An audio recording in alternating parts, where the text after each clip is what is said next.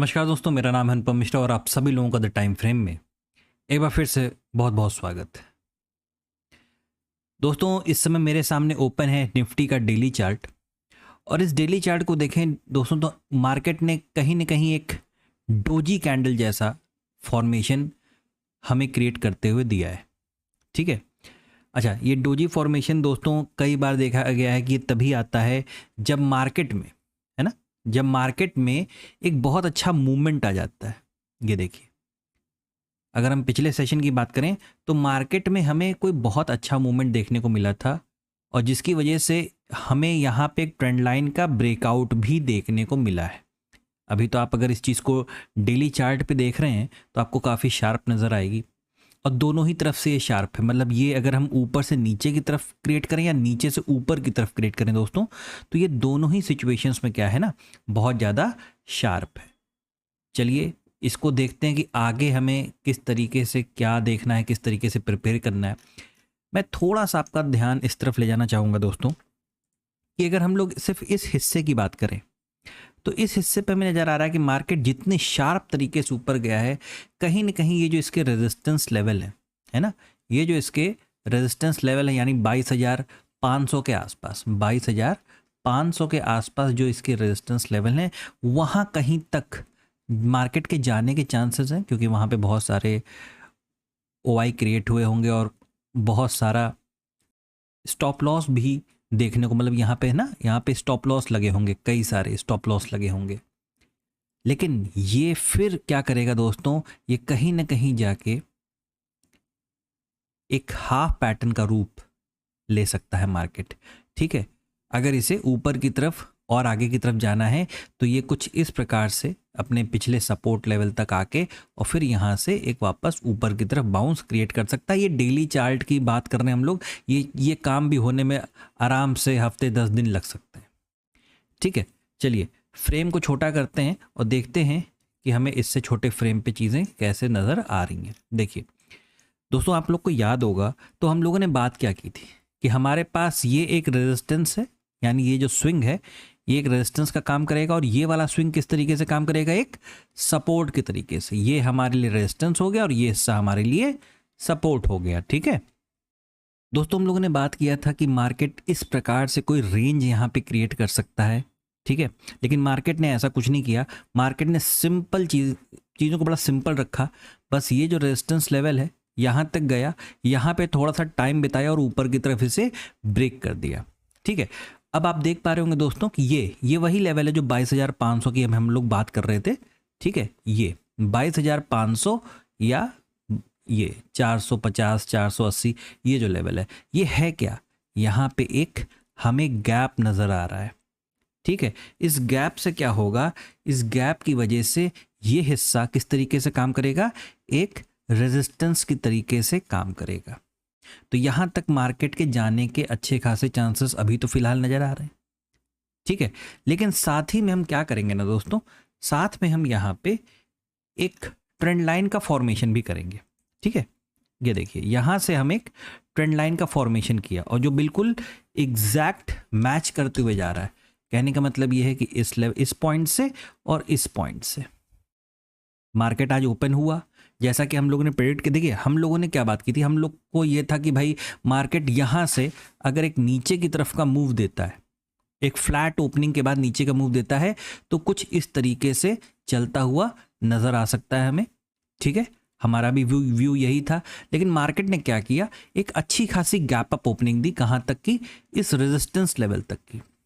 इस resistance level तक open किया, लेकिन ओपन होते ही जैसा कई बार बताया जा चुका है कि अगर किसी चीज़ की कीमत बहुत ज़्यादा बढ़ चुकी है, किसी चीज़ की कीमत बहुत हद से ज़्यादा बढ़ चुकी है और वो दोबारा एक अच्छी खासी गैप अप ओपनिंग देता है, तो वहाँ पे शॉर्ट करने का पहला मौका हमें, या पहला ट्रेड वहीं पे हमें मिलने के चांसेस रहते हैं। ठीक है, अब मार्केट ने क्या किया, मार्केट ने एक अच्छी खासी गैप अप ओपनिंग दी, नीचे की तरफ के ट्रेड को प्लान किया, रेंज बनाया, इसी ट्रेंड लाइन से सपोर्ट लिया और सीधा ऊपर की तरफ निकलता चला गया। और अब उसने क्या किया है, अब उसने कहीं ना कहीं ये जो रेजिस्टेंस है ना, ये जो रेजिस्टेंस लेवल है ये वाला, इसको ऊपर की तरफ क्रॉस कर दिया है। इसीलिए दोस्तों जब तक ये ट्रेंड लाइन, मैं आवरली फ्रेम की बात कर रहा हूं, ये देखिए, जब तक ये ट्रेंड लाइन ब्रेक नहीं कर जाती, और किस फॉर्मेशन में, फॉर्मेशन भी एक बार आप देख लें कि अगर ये जैसे यहाँ तक पहुँच जाती है या यहाँ तक पहुँच जाती है इस तरीके से ऊपर, ये नीचे की तरफ अगर ये ट्रेंड लाइन ब्रेक होती है, ये जो नीचे की तरफ आपके लिए एक रेजिस्टेंस था ना, अब ये काम किस तरीके से करेगा, ये एक सपोर्ट की तरीके से काम करेगा, और ये वाला हिस्सा जो गैप वाला हिस्सा है वो क्या हो जाएगा, ये हो जाएगा एक रेजिस्टेंस की तरीके से। दोस्तों अगर आप पिछले वीक का वीडियो या उससे एक हफ्ते पहले का वीडियो जाके देखोगे तो आपको नज़र आएगा, हम लोग हमेशा इस चीज़ को लेके बात कर रहे थे कि मार्केट इस तरीके से आएगा, ठीक है, एक अच्छा खासा पैटर्न बना के इस तरीके से, ठीक है, और यहाँ से एक फॉल दे के दोबारा फिर ऊपर, और इस तरीके का मोमेंट मार्केट हमें क्रिएट करके क्या कर सकता है, दे सकता है, ठीक है। बस हमें उसी चीज़ के ऊपर चलना है जब तक क्या होता है, यहाँ से अगर ये जो ट्रेंड लाइन जा रही है ना दोस्तों, ये ट्रेंड लाइन किसी न किसी बहाने जब तक ये ब्रेक नहीं कर जाती, ब्रेक करके दोबारा इस तरीके से, यानी एक एम के फॉर्मेशन से, जब तक इस हिस्से को, और ये हिस्सा है तकरीबन आपका कहीं ना कहीं जाके 22,280 या 90 के आसपास का, ठीक है, जब तक ये हिस्सा ब्रेक नहीं कर देता मार्केट, तब तक आप सेलिंग के ट्रेड को फिलहाल यहाँ पे अवॉइड करो, ठीक है। एक बार मैं 15 मिनट के फ्रेम पे ले चलता हूँ, सिर्फ इसलिए कि आज का ट्रेड किस तरीके से था।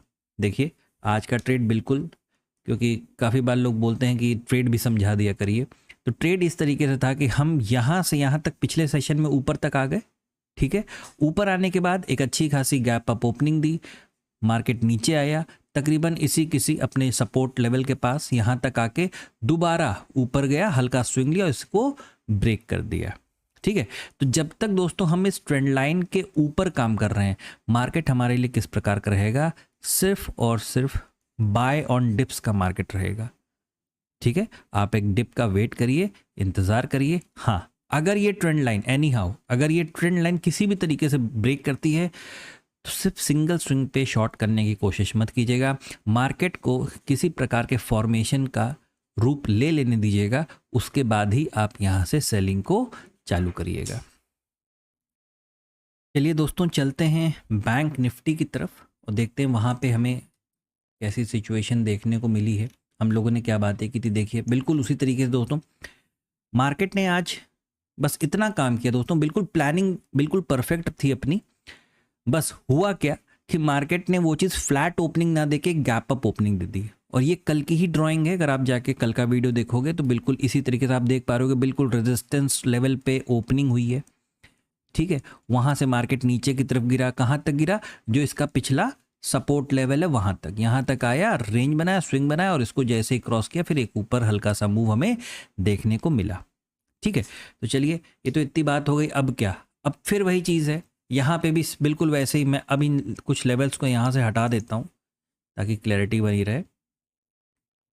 ये इस तरीके से देखिए, अब यहाँ पे एक ट्रेंड लाइन को प्लान करने की अगर कोशिश की जाए, मैं अवर्ली फ्रेम पे चलता हूँ। मैं दरअसल डायरेक्ट शिफ्ट हो गया निफ्टी से फ्रेम बाय फ्रेम। मैं डेली फ्रेम को अभी थोड़ी देर में डिस्कस कर लूँगा आपसे। ये देखिए, अगर आप इस हिस्से को देखोगे तो मार्केट एक लेवल यहाँ पे दे रही है और एक ट्रेंड लाइन यहाँ पे दे रही है, ठीक है। और ये वाली हमारे लिए परफेक्ट है क्योंकि यहाँ पे वो इस लेवल को भी टच कर रहा है और इस लेवल को भी टच कर रहा है।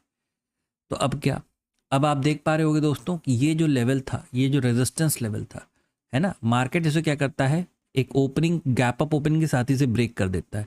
ब्रेक करने के बाद यही जो रेजिस्टेंस लेवल था अब आगे जाके किस तरीके से काम करने लगा, आगे जाके वो एक सपोर्ट के तरीके से काम करने लगा। मार्केट ने यहाँ से सपोर्ट लिया और सीधा ऊपर की तरफ रुक किया। यहाँ पे क्या चीज़ नज़र आ रही है, सेम वही चीज़ दोस्तों जैसा निफ्टी में है, एक ट्रेंड लाइन है, ठीक है, एक ट्रेंड लाइन है। हमें क्या करना है, जब तक हम इस ट्रेंड लाइन के ऊपर हैं, सिंपल सी चीज़ है, जब तक हम इस ट्रेंड लाइन के ऊपर हैं हमें क्या करना है, हमें सिर्फ और सिर्फ बाय ऑन डिप्स की मार्केट को फाइंड करना है, ठीक है। मैं एक मिनट यहाँ पे लिख देता हूँ कि जब तक हम लोग इस ट्रेंड लाइन के ऊपर हैं हमें क्या करना है, सिर्फ बाय ऑन डिप्स की मार्केट को फाइंड आउट करना है। वरना आप इस चीज़ को देखोगे, हमारा जो पहला टारगेट हो सकता है वो हो सकता है तकरीबन ये वाला लेवल, ठीक है, 48,000 100 के आसपास। ये लेवल हमारा पहला टारगेट हो सकता है और हमारा दूसरा टारगेट हो सकता है 48,300। ठीक है, मैं 48,300 यहाँ पे मेंशन किए दे रहा हूँ। ये हमारा अगला इमीडिएट टारगेट हो सकता है। लेकिन वो केस कैसे हम डील करेंगे जब मार्केट क्या करेगा, नीचे की तरफ आना चाहेगा। तो सेम वही चीज़ है, ये जो ट्रेंड लाइन है ना, ये जैसे मान लीजिए ऐसे ऐसे मार्केट गया, यहाँ तक गया, अब यहाँ से क्या कर रहा है, पलट रहा है। तो ये हिस्सा एक सपोर्ट की तरीके से कहीं ना कहीं काम करता हुआ नजर आएगा। और दूसरा हिस्सा कौन सा, ये वाला, यानी एक सपोर्ट 1 यहाँ पे और सपोर्ट 2 यहाँ पे। ठीक है, मार्केट इसे सपोर्ट लेता है या इसे सपोर्ट लेता है, ये मार्केट ही डिसाइड कर पाएगा। लेकिन आप कैसे डिसाइड करोगे शॉर्ट की तरफ ट्रेडिंग कब चालू करनी है? वो तभी करनी है दोस्तों जब मार्केट यहाँ से स्विंग दे के नीचे आए या यहाँ से स्विंग दे के नीचे की तरफ, यानी यहाँ पे किसी न किसी प्रकार का एक डबल स्विंग या एम फॉर्मेशन का पैटर्न जब तक क्रिएट नहीं हो जाता, आप यहाँ पे सेलिंग को अवॉइड करेंगे। ठीक है दोस्तों, तो ये फिलहाल अभी बैंक निफ्टी पे नज़र आ रहा है। और साथ ही में जरा बड़े फ्रेम को भी देख लें, डेली। तो डेली पे भी देखिए दोनों ही जगह पे बिल्कुल सेम वही चीज़ का फॉर्मेशन है कि यहाँ पे हमें किसी न किसी प्रकार का एक हाफ पैटर्न क्रिएट करके मार्केट दे रहा है। रेजिस्टेंस तक का लेवल बाकी है, शायद वो कल गैप अप ओपनिंग के साथ टच हो जाए, निफ्टी में भी, बैंक निफ्टी दोनों ही केसेस में। और उसके बाद फिर से हमें कहीं ना कहीं एक, जैसे आज मॉर्निंग में शॉर्ट साइड का ट्रेड देखने को मिला था, वो जो ट्रेड होता है वो हमें देखने को मिल सकता है, दोनों ही निफ्टी बैंक निफ्टी दोनों ही केसेस में। और ये दोस्तों मेरे ख्याल से सिर्फ इतना ही फिलहाल तो मुझे नज़र आ रहा है, क्योंकि यहाँ पे दरअसल मैं एक्सपेक्ट क्या कर रहा हूँ मार्केट से, खासकर बैंक निफ्टी से मैं एक्सपेक्ट कर रहा हूँ कि ये कुछ इस प्रकार से जिस तरीके से गया है एक हल्का सा अगर स्विंग देता है और फिर इस चीज़ को निकालता है ऊपर की तरफ। ठीक है, तो ये पूरा हिस्सा जो है ना, आप देख पा रहे हैं दोस्तों, ये पूरा हिस्सा किस तरीके से काम करने लगेगा, एक कप एंड हैंडल के तरीके से। ठीक है, मैं यहाँ मेंशन कर रहा हूँ कप एंड हैंडल के तरीके से ये मार्केट यहाँ पे काम करने लगेगा। और मार्केट को अगर नीचे की तरफ आना होगा तो नीचे से जो ट्रेंड लाइन जा रही है, जो कि कई बार सपोर्ट को टच, इसीलिए दोस्तों कह रहा हूँ कभी भी आप अगर इस चीज़ को देखो ना, कभी भी सिंगल स्विंग पे शॉर्ट मत करिएगा मार्केट को। ठीक है, किसी न किसी फ्रेम पे आपको वो चीज़ बखूबी बहुत खूबसूरती के साथ, जैसे ये देख रहे हैं आप, मार्केट यहाँ पे अगर ऊपर गया है तो भी डबल स्विंग के साथ गया है। ठीक है, सिंगल स्विंग पे बहुत रेयर ऐसा होता है कि मार्केट किसी न्यूज़, बहुत अच्छी न्यूज़, मार्केट बहुत खुश हो गया तभी ऐसी कोई हरकत करता है, वरना नॉर्मल ट्रेडिंग सेशन जो है मार्केट का वो इस तरीके से काम नहीं करता। तो फिलहाल दोस्तों ये था निफ्टी और बैंक निफ्टी का एनालिसिस। आशा करता हूँ आपको समझ में आया होगा, अच्छा लगा होगा। दोस्तों अगर आपको एनालिसिस अच्छा लगे तो please like, subscribe and share my channel. धन्यवाद, नमस्कार।